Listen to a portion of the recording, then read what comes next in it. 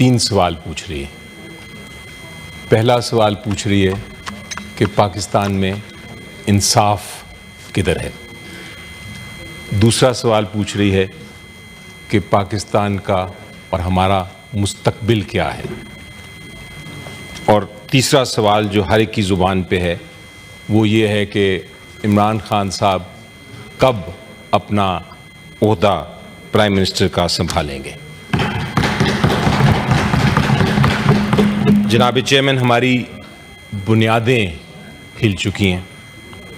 8 فروری کے بعد صرف ایک سیاسی تنازع پیدا نہیں ہوا جو ہماری جڑیں کھا رہا ہے، بلکہ ایک آئینی بحران جنم لے گیا ہے.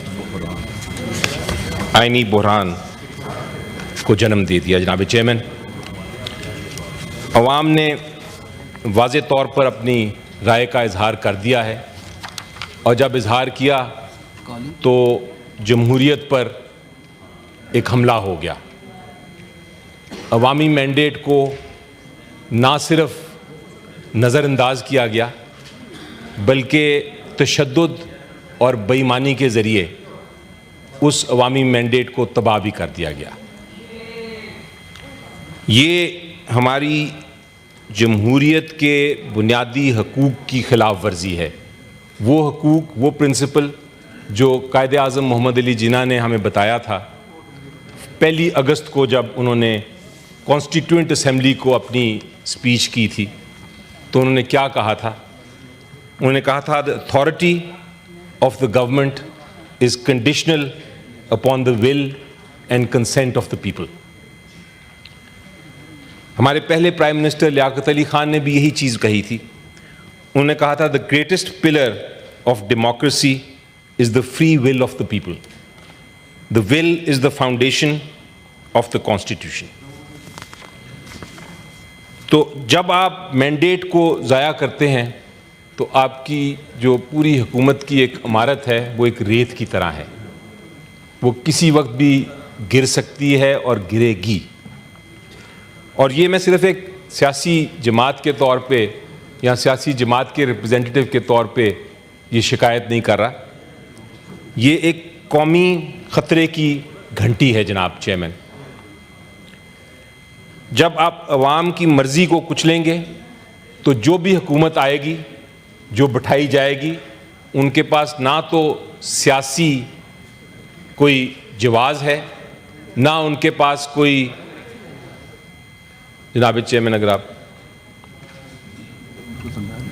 جی، نہ کوئی قومی، نہ کوئی قانونی جرت ہے اور نہ ہی اخلاقی اتھارٹی. علی ظفر صاحب جو یہ لیکچر فرما رہے ہیں، اس کی اب کیا ریلیونس کیا ہے؟ یہ کس تناظر میں ہے؟ آپ وہ اکانومی پہ آ رہے ہیں. تو معاملہ یہ ہے کہ وہ وہاں تک محدود رہے نا، اپنے کال اٹینشن تک محدود رہے.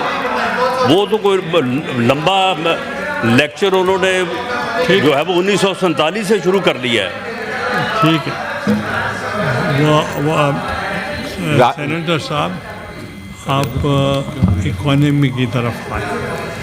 میں رانا صاحب کا بڑا احترام کرتا ہوں، لیکن شاید ان کو قائد اعظم محمد علی جناح کی بات بری لگ گئی جو میں نے ابھی کہی تھی. میں تو یہ ایک ایسا ہسٹوریکل بات کر رہا تھا اپنے کالنگ اٹینشن پہ. بہرحال کچھ قوت برداشت نہیں ہوتی جناب چیئرمین اس حکومت میں جس کے پیچھے عوام کی حمایت نہ ہو، اور اس کا آج ثبوت میرے آنریبل دوست نے دیا ہے. اب میں جب بات کرتا ہوں کہ یہ پالیسی اور گورننس کی، تو ایک بڑی دردناک مسئلے کی طرف، ایک بڑے سیریس بحران کی طرف میری نظر جاتی ہے جناب. اور وہ ہے عام شہری کی معاشی قتل. اس کی طرف میری نظر جاتی ہے. آپ نمبروں کی طرف ذرا نظر دوڑائیں. انفلیشن جس کو مہنگائی کہتے ہیں، وہ محض ایک स्टैटिस्टिक नहीं, एक अदद नहीं। इन्फ्लेशन, महंगाई हर घर, हर ख़ानदान पाकिस्तान के सर पे एक तलवार लटक रही है। आप बात करते हैं जनाब डेट की, कर्ज की। ये कर्ज का जो पहाड़ है ये सिर्फ बढ़ नहीं रहा, ये हमारी आने वाली नस्लों को गुलामी की जंजीर पहना रहा है। ये गैर मुंतखब हुकूमत जो है जनाब, इनके पास सिर्फ कर्ज लेके ही गुजारा करना है। अगर आप फिगर्स देखें तो इस वक्त आपके पास 80 ट्रिलियन रुपीस का डेट है। 13% जो है वो इस साल और बढ़ गया है, और एस्टिमेट ये है कि 15% ये मज़ीद बढ़ता जाएगा। जनाब, ये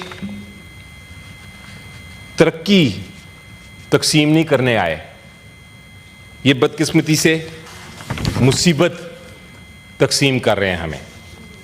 इसलिए मैं मजबूर हो जाता हूं इनसे पूछना कि इनका मंसूबा क्या है।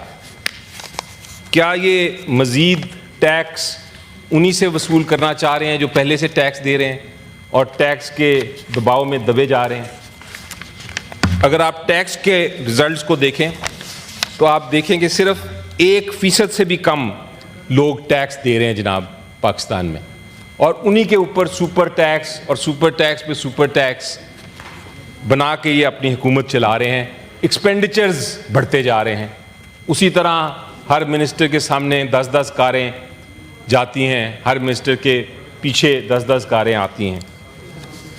बरामदात की बात करें तो मैं पूछना चाहूँगा कि बरामदात के बारे में क्या विजन है, क्योंकि जो मेरे पास और जो वर्ल्ड एक्सपर्ट्स ने स्टेटिस्टिक्स दिए हैं, हमारी एक्सपोर्ट्स जो हैं वो पिछले 2 साल से कम ही हो रही हैं, बढ़ नहीं रही। नौजवान जो हमारे 50% से ज़्यादा लोग हैं, उनके लिए एम्प्लॉयमेंट का क्या बंदोबस्त किया है? छोटे और दरमियाने तबके के कारोबार जो हमारी रीढ़ की हड्डी समझा जाता है, उनकी हमायत का क्या प्लान है जनाब चेयरमैन? ये सवालात हैं जो मैं पूछने पे मजबूर हो गया हूँ, क्योंकि ना तो इस हुकूमत के पास पॉलिसी है ना हुक्मरानी। हम जो दिमागों की बात करते हैं, जो पाकिस्तान के ज़हीन दिमाग, उनकी हम हिजरत देख रहे हैं। ये एक्चुअली हिजरत नहीं सिर्फ जनाब चेयरमैन, ये हमारी कौमी रूह का खून बहाया जा रहा है। हमारी कौमी रूह का खून बहाया जा रहा है जनाब, क्योंकि बेहतरीन जहन जो हमारे पाकिस्तान के हैं, ये सिर्फ इस निज़ाम से नहीं भाग रहे,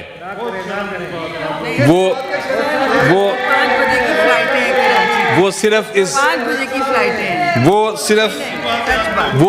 इस निज़ाम से नहीं भाग रहे जनाब, वो इस ना उम्मीदी से जनाब।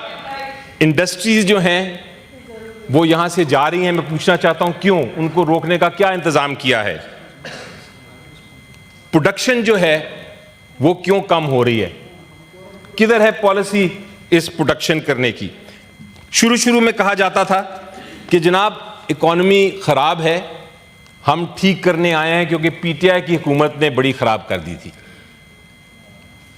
वो सारा बहाना था, और वो बहाना अब इनके पास नहीं, क्योंकि पिछले 3 साल से तो इनकी हुकूमत है। 3 साल से क्यों नीचे जा रही है इकॉनमी हमारी? कहाँ है पॉलिसी, कहाँ है एक्सपीरियंस, कहाँ है इनका विजन? एक प्रेसिडेंट थे जनाब चेयरमैन साहब, यूएस के रूजवेल्ट, उन्होंने डेफिनेशन दी थी जो अभी हम सब समझते हैं कि असल तरक्की की डेफिनेशन वो है। उन्होंने कहा था कि हमारी तरक्की का इम्तिहान ये नहीं कि हम जिनके पास पैसा है पहले से उसके पैसे में इजाफा करें। असल तरक्की ये है कि जिन लोगों के पास कम पैसा है या पैसा नहीं है, हम उनको کم از کم زندگی گزارنے کے لیے پیسہ دے سکیں. یہ ہے اصل ترقی. لیکن ان کو اس ترقی کا نام و نشان نہیں پتہ. وہ بلکہ اضافہ ان کے پرابلمز میں کر رہے ہیں جو ان کے پاس پہلے سے ہی پیسہ کم ہے. ان کی ترقی کی پالیسی نہیں جناب چیئرمین، بلکہ میں افسوس سے کہوں گا مایوسی کی پالیسی ہے. یہ کیوں ہو رہا ہے جناب چیئرمین صاحب؟ یہ کیوں ہو رہا ہے؟ کیونکہ اس پارلیمنٹ کو، اس ایوان کو بالکل بے معنی کر دیا گیا ہے. نہ تو ہمارے پاس معیشت کی، نہ سلامتی کی، نہ خارجہ پالیسی کی کوئی بھی معاملہ ہمارے پاس لے کے آیا جاتا ہے، بلکہ فیصلے ڈرائنگ روم میں ہو جاتے ہیں اور جا کے سائن کر دیے جاتے ہیں معاہدے جو کہ ہمیں فیوچر کو، ہمارے مستقبل کو ایک طرح سے بائنڈ کر دیں گے.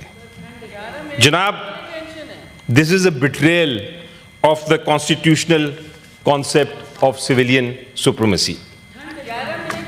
اس کے ساتھ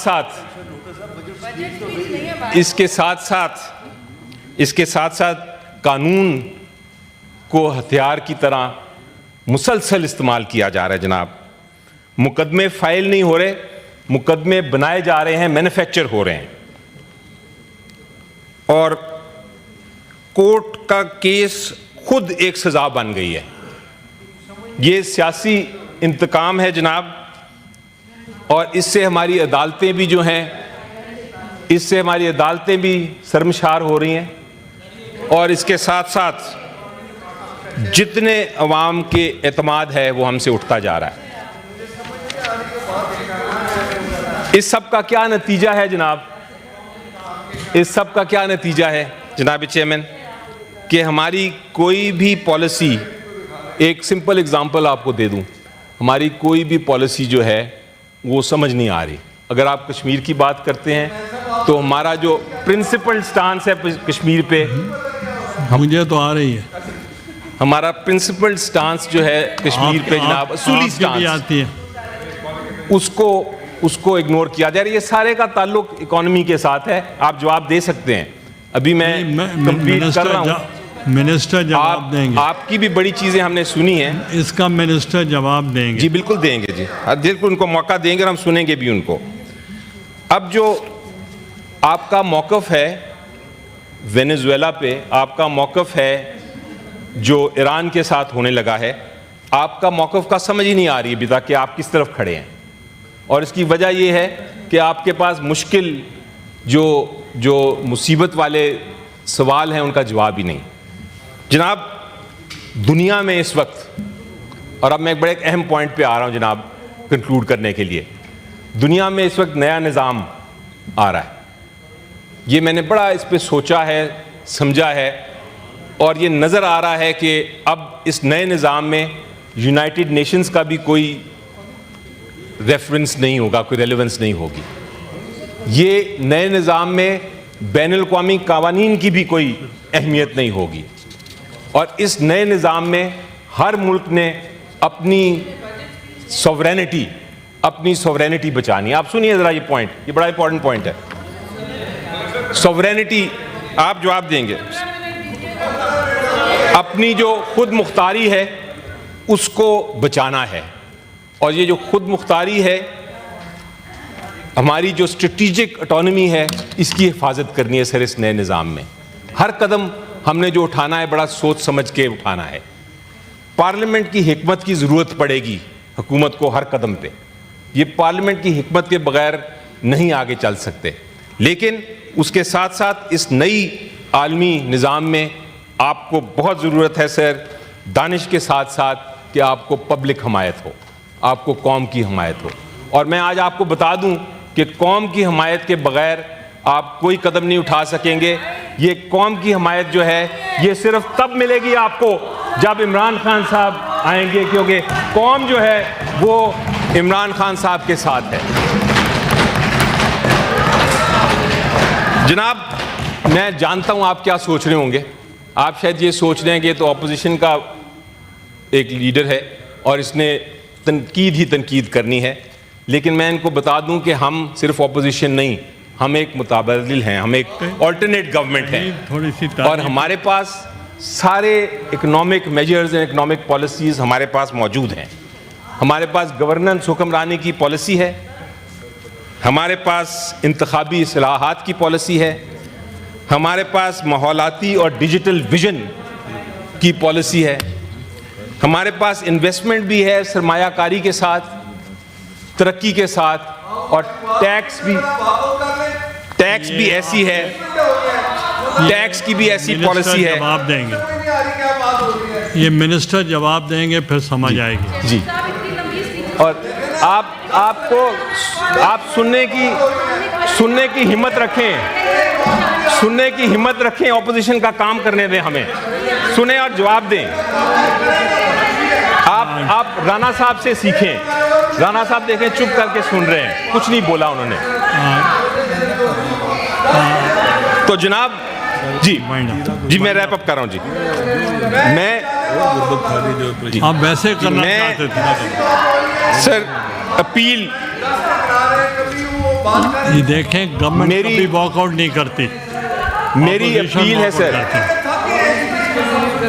جی میری اپیل ہے جناب چیئرمین, وائنڈ اپ جی میں وائنڈنگ اپ, جی میری ایک اپیل ہے ایڈ کرے. اور نمبر 2, جو انسٹیٹیوشنل اوور ریچ کی بات میں نے کی, جو اداروں کے حد سے زیادہ جو مداخلت کی بات کی, اس کے اوپر تحقیقات کرے.